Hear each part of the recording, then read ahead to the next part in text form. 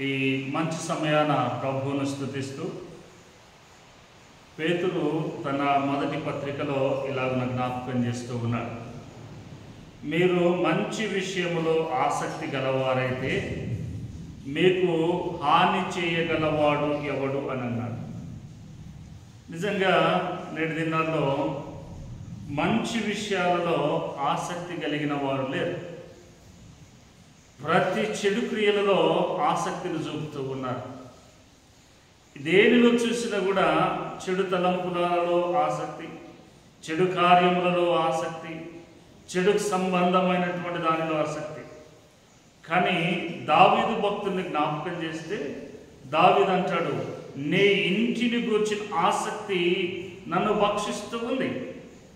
నీ ఇంటిని గూర్చినటువంటి ఆసక్తి అనగా దేవుని మందిర సంబంధమైనటువంటి ఆసక్తి.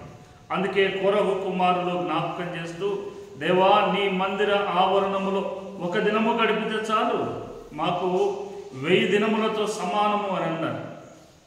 నిజంగా ప్రియులారా, నీవు దేని పట్ల ఆసక్తి కలిగి ఉన్నావో ఒకసారి జ్ఞాపకం చేసుకో.